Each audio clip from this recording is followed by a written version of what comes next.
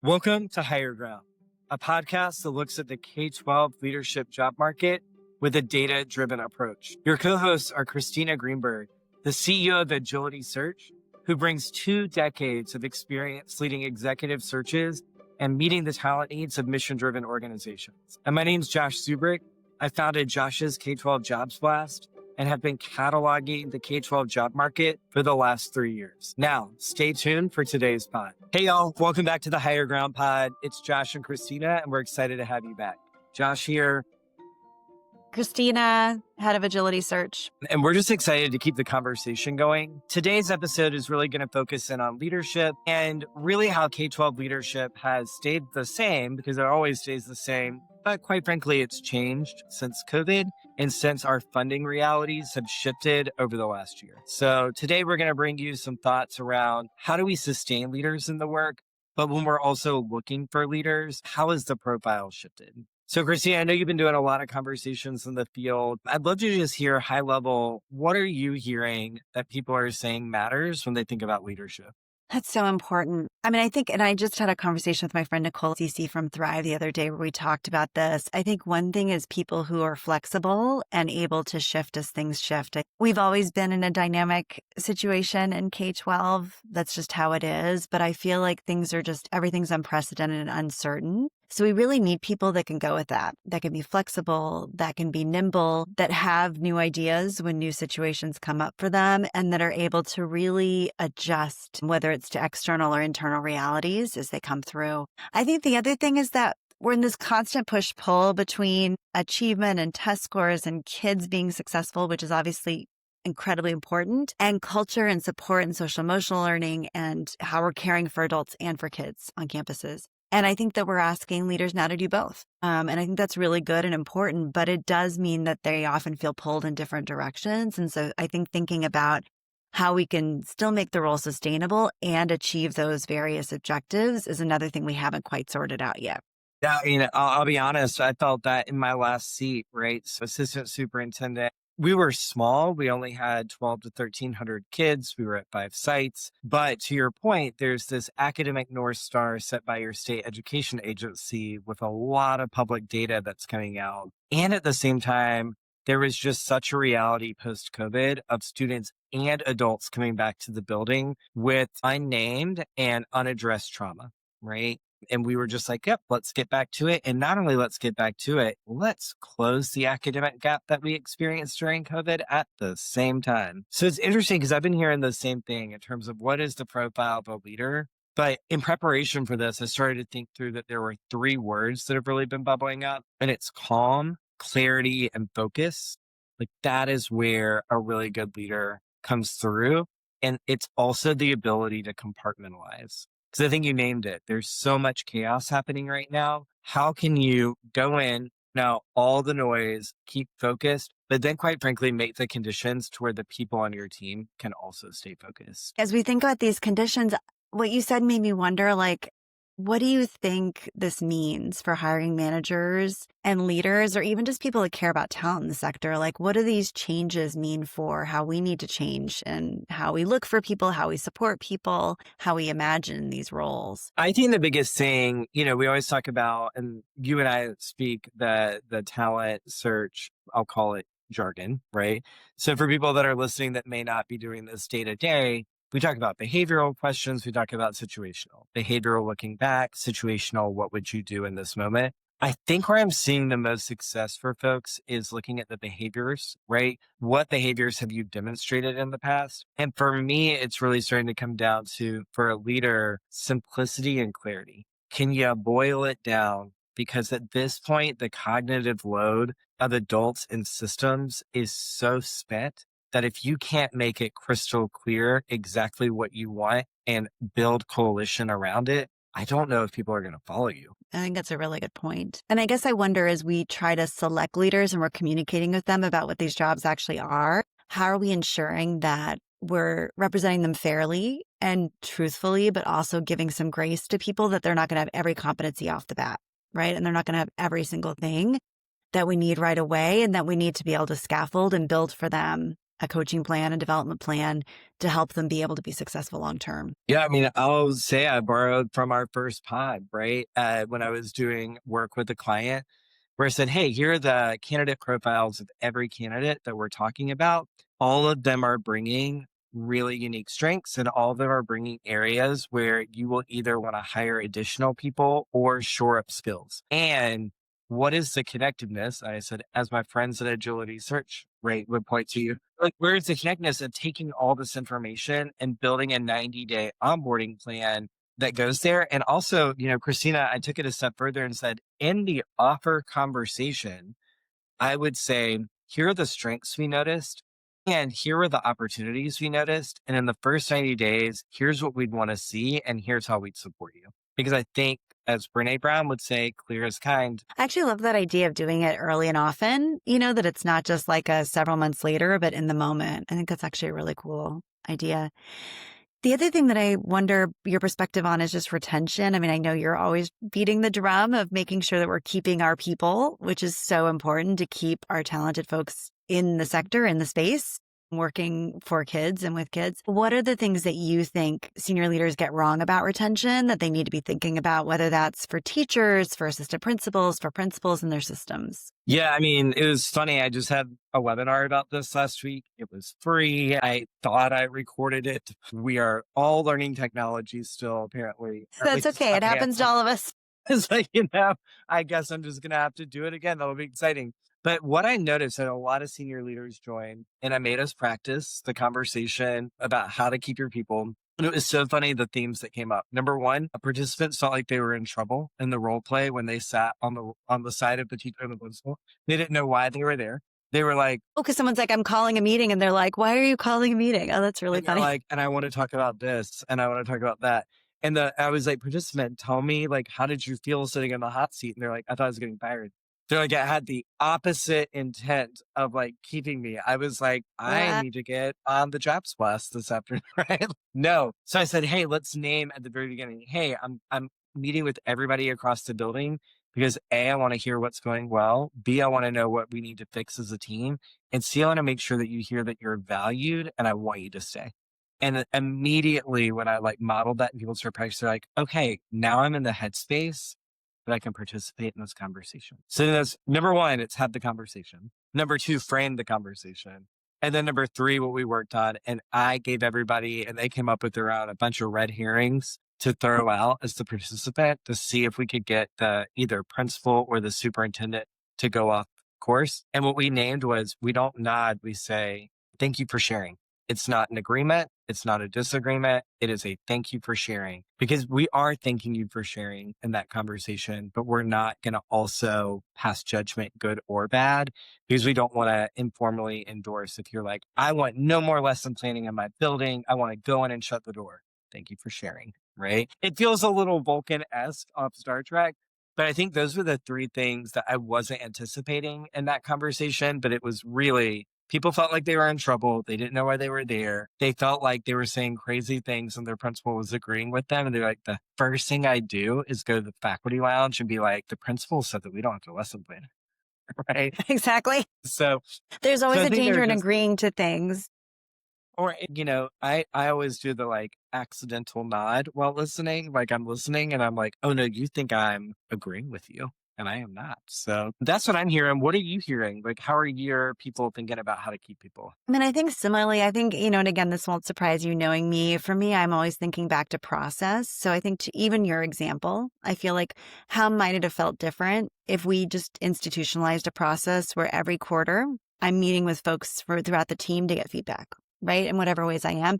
And everyone knows in August, hey, we're going to be doing this. This is the cycle we're doing it. Here's the purpose of these different meetings. We're going to have a staff survey in January that's going to feed into my 360 evaluation, whatever it is, right? In February, first week of February, offer letters are going out for everyone that's on the team. And I'm going to meet with all of you to talk about it. Sometimes it's just laying out that ground map. And that's what we're telling people to do. And I think folks are seeing success when they're just really upfront about what they're doing. We're working with a leader where we helped place him this spring. He's the executive director of a 6-school charter network here in California. We had talked to the board in advance about helping them think about their evaluation process because they hadn't felt like it was very well done. We took everything we'd learned from the hiring process, about him and about the organization, fed it back to the board and said, hey, here's everything we've learned. Therefore, here are the themes that you want to think about in your evaluation process. The board took that in their strategic plan, created their priorities and goals, shared that with the leader and said, here are our priorities and goals. Can you make sure these make sense to you? But then lay out for yourself your plan and your process. And then he took that not only to make his own evaluation process, but then to do it for his team. And then to say to them, and here's the timeline for the data we're collecting and how we're collecting it and how it's going to feed back. And I just think process like that, it takes a little bit of time, but not that much time. He was clear on what he needed to get done. His team was clear on what needed to get done, and they knew what meetings they were having and why. And they knew that when their input was requested on his performance, why it was and what was going to happen with it, right? Like the whole thing is well organized. So that's sort of my underlying thing, is making sure that everyone's clear on what's going on and why. And then you are able to retain people, because often the anxiety is what makes people leave, and the uncertainty, versus just like, okay, we all understand where we're going. As you start to wrap up, I'm wondering if you have thoughts about not the retention piece, right? But like beyond retention, what should a system leader be doing right now? Oh gosh. I mean, number one is centering yourself. And I think this is not just system leaders, it's organizational leaders. I have to think about this all the time. I've got a team of 10 people that I got to take care of, right? First and foremost, before I take care of myself. And I think I have to make sure I'm in a good space, head space, physical space, everything else emotionally, to be able to lead, because it's a very uncertain time. It's scary. Government shutdown just hit today. I'm pretty far removed from it, but still government funding affects a lot of our clients. It affects our sector. Really, it affects hiring, right? And so there's definitely moments of like, ooh, how's this going to reverberate? So I think that all leaders need to be thinking about that. I think the second thing is having lots of contingency plans and thinking around corners. There is so much uncertainty. We can't even foresee perhaps, but I think the people that are starting to at least think about plans B, C, D and what we might do in those eventualities will not only help them be ready, but help their staff feel better if it's communicated to them that, hey, we've got a plan or we're thinking ahead to what could come through. And then you mentioned this earlier to me, but I do think there's a real thread around compensation and roles. I think we really focused on that when we were trying to get all these people in, and it was a buyer's market in terms of candidates. I worry we're slipping a little bit with that these last year or so, where we feel like it's much more that hiring managers are in the driver's seat. I still think for a lot of these roles, we still need to get the best people we can. And so we can't get lazy with making sure our comp is updated and competitive, with making sure that we're wooing people and convincing them why they should work for us, and making sure our jobs are realistic and actually well suited to the people we're recruiting. I do worry otherwise that we're going to continue to see some backsliding, and we're going to take for granted people will be there who won't necessarily be there. Absolutely.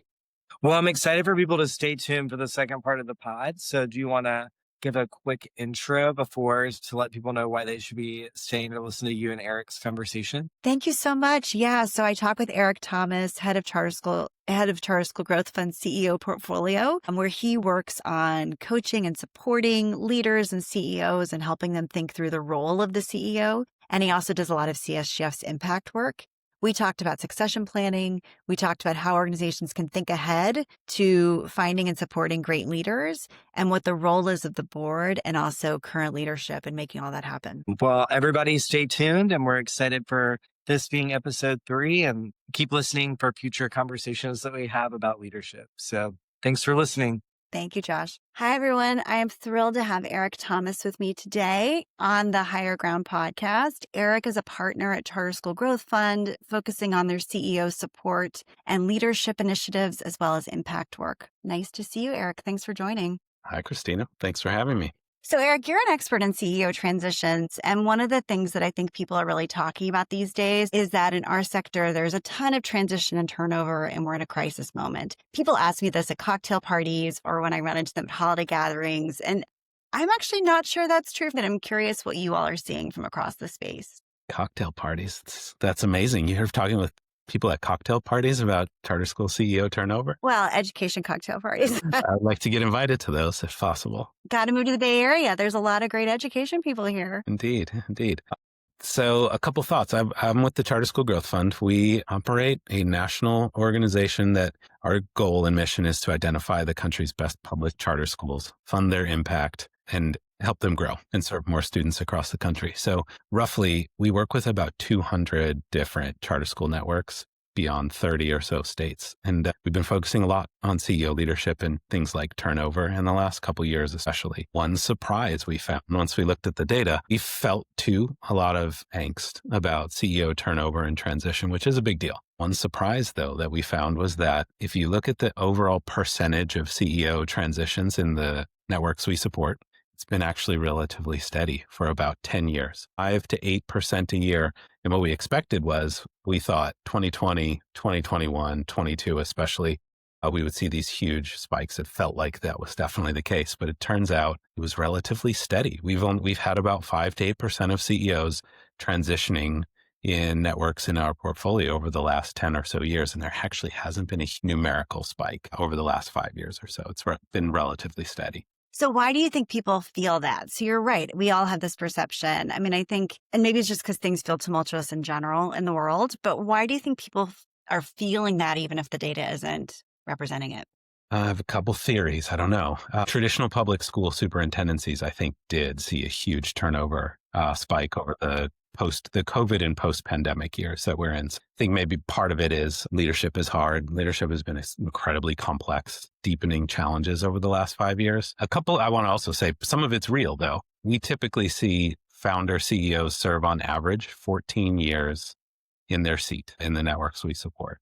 And so I think that means also we're at a life stage of kind of teenage years as a charter sector, maybe, in that many long tenured founders are passing the baton to successors in their organization, sometimes for the first time. And so that carries a lot of weight. It's a big deal when a founder that has run a system or a school network for decades is paving the way for a new CEO. And then I think in some cases, transitions have been troublesome. They've been messy. A couple cases where a CEO transition didn't go well and the board was looking for a new ED or CEO within a year or two of the first transition. And some of that matters a lot in terms of stability and excellence for students. Yeah, no, that makes so much sense. I know, well, and even if someone isn't technically the founder, like we're working with Democracy Prep right now, which I know is an organization you know well. Even though Natasha Trivers wasn't the founder, she'd been there a really long time internally, right? So it almost felt a little bit like a founder transition in the sense that she had been known by everyone and been a deep part of the community for so long. Is a phenomenal leader. Definitely think, even if not founder, many of the CEOs, the job we found is so incredibly important but hard that we've been saying for a while that being a CEO or an ED of a charter school network is kind of like 3 jobs at once. It's like a founding entrepreneur who's scaling something very early stage, kind of a part superintendent of a traditional school district, but it's also nonprofit executive director. And it's a little bit of a mix of all 3 of those things. Well, and I think in this current moment where there's political and compliance constraints on all of those areas, it also feels acute. You've got the post-pandemic learning loss concerns about student performance. We've gotten some of our states, I mean, I live in California, so that's probably why it's so acute for me, but some of our states and communities, there's increasing public pressure and political pressure on charters, on schools in general, but on charters aren't divorced from that.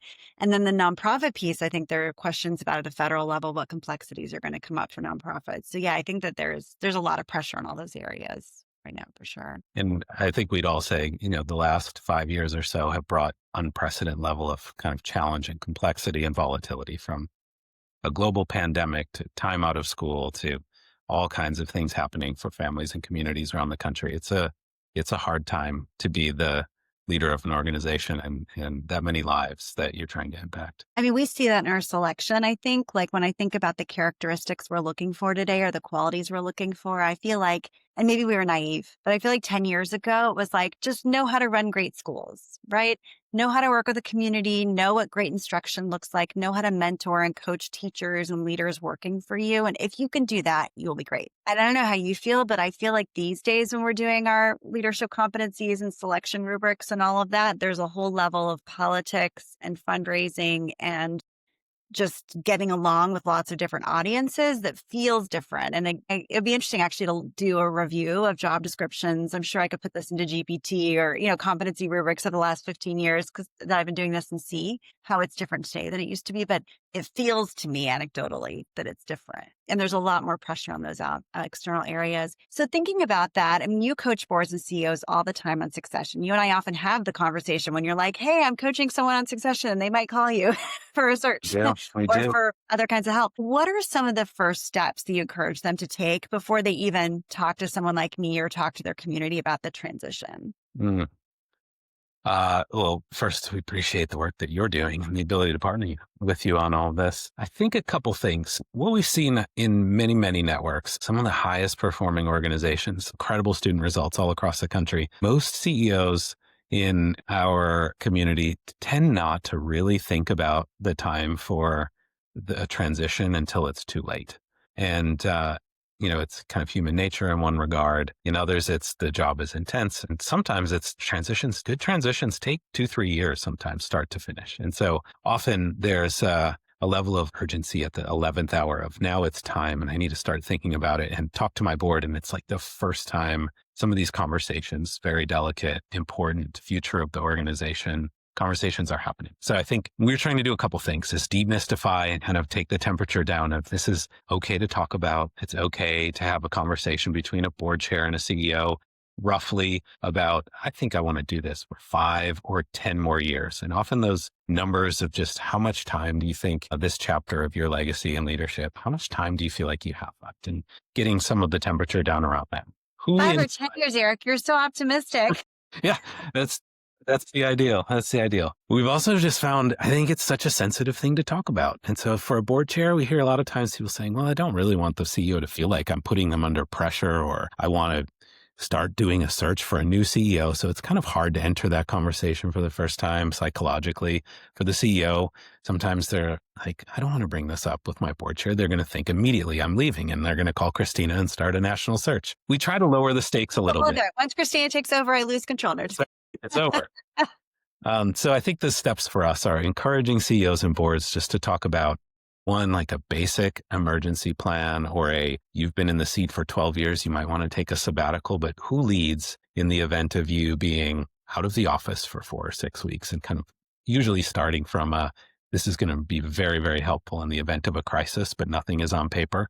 So encouraging just some basic emergency planning. Second, we try to help boards and CEOs talk a little bit more about what's the potential time horizon. Who are the leaders inside the organization who they think are really strong leaders? And some of those introductory conversations often we find are really high, they feel very high stakes. And then after CEOs and boards get in the habit of having them, after the first one, which is often the most fraught, it starts to become much more productive and important and lower stakes. What about you? What are you seeing out there when you enter into these? It's very stressful as a board. And especially when you're replacing a founder, I found the hardest thing was there are all these things that you just take for granted they're going to take care of for you.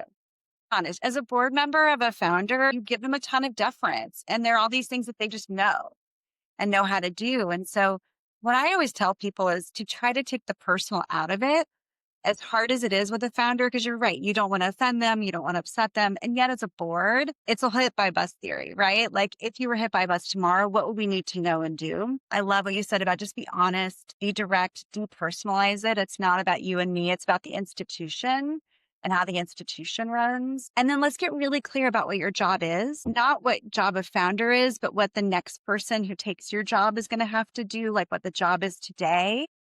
And then let's be really clear about doing a diagnosis of our internal team and seeing if we even have people who might be able to do that job. And I think, again, you just have to constantly say, it's not about you. It's not about me. It's about this organization that we want to thrive forever. And if it's going to thrive, we need to take ourselves out of it, and that's the hardest part.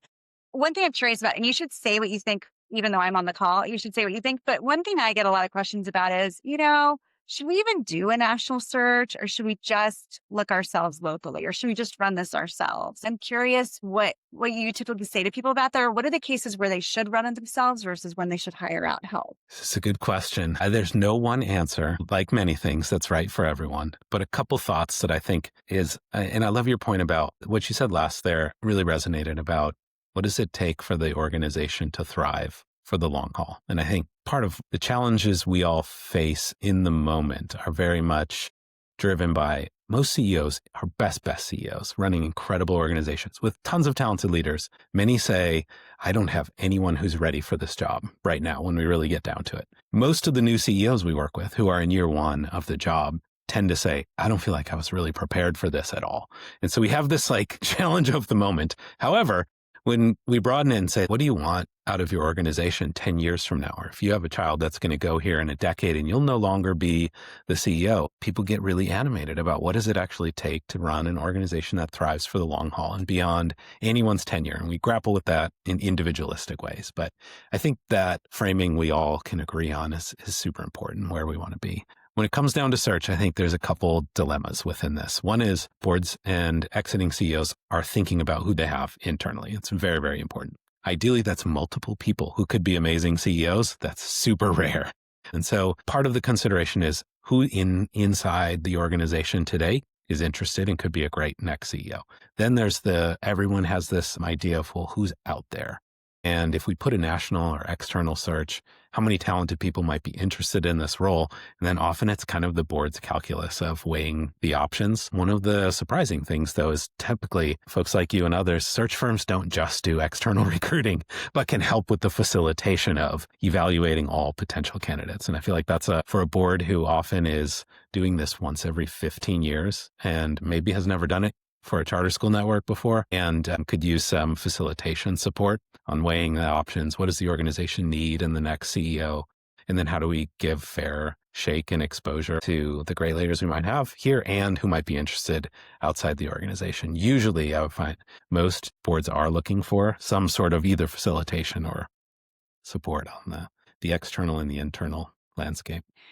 They often hire me and they're like, well, we just want you to find candidates and we'll do everything else. And they sort of underestimate, and it's okay that they do, but the expertise that those of us who do dozens of these a year kind of build up a certain level of seeing around the corners of what could come up because we've seen it before. And also that ability exactly to facilitate. I always say we're able to be the people. So you can, as board chair or board member, actually just be a member of the committee and a member of the leadership body versus having to also run it yourself at the same time. Well, I know we're getting towards the end of our time. A couple more questions. The first one is I'd love to hear an example that might inspire people around a time where succession planning went well. Whether that was an internal or external succession, what are some of the lessons learned from that you've taken in counseling other organizations? One current sitting CEO who has taken this on with just an incredible level of diligence and commitment is Mark DeBella, who's the CEO of Yes Prep Schools in Houston. Mark and the team are running an incredible network there, now K12 in Houston. And Mark is fond of saying, which is kind of counterintuitive for many people in our universe, that he sees the CEO job as 3 phases: how you enter, how you serve, and then how you exit. And his kind of admonition to us all is, if you exit badly, that's 1 wrong out of 3 on a test. That's a D.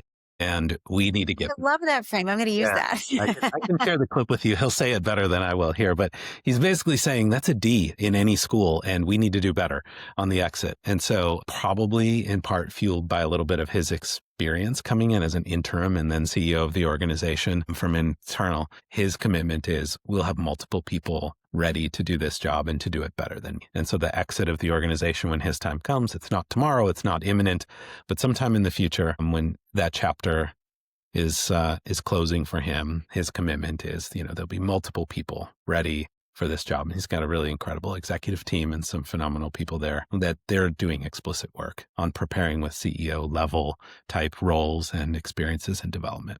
So I think that's a great example for us all that Mark is out there working. It's also a good retention tool, right? It's a good way to inspire your leadership team because whether or not obviously not all of them will be CEOs of Yes Prep, but they might be CEOs of other organizations or at least building those skills and experiences. That's a great way to show confidence in people and commitment to people too. Definitely. And these are interconnected a bit because the other, I think, is Bill Kurtz at DSST in Colorado. And Bill was a phenomenal 20-year founder and grew that organization to do incredible things for families in Metro Denver.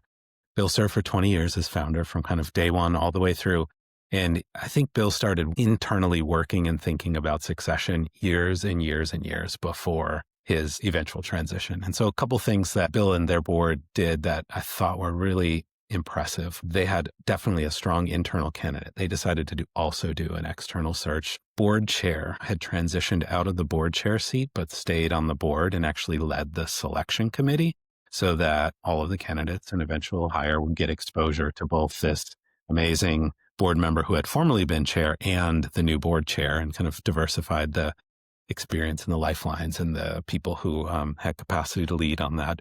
They did a national and external search. The board selected Nella Garcia Urban, who was also working at Yes Prep in Houston, to my earlier point. And so Nella was there, I believe, over 20 years at Yes Prep, at a leader in multiple different roles in the executive team, and took over and just completed her first year as CEO of DSST, but had an incredible year. Increased academic outcomes in year one. They have a big aspiration for growth, and Bill and the board and Nella in the transition did a really nice job of some time where they both were on the site and on the job together for an overlap period. There's a handing of the baton to Nella where she took over as year one CEO, and a really thoughtful process and supportive board. And so I think the thinking about it for 3-4 years in advance before the day came, and then the level of support and engagement that the DSST board and leadership they provided was really exemplary. I also think that it's interesting, the example of having a great internal candidate doing a search, and sometimes the internal candidate will rise and sometimes the external candidate will rise, right? And just that we're really trying to figure out who's the right person for this moment of this organization. I think is really important too. Well, as we wrap, what's something that people don't know about Charter School Growth Fund that they should? This is a fun question. Let's see. Demystify funders for us here, Eric.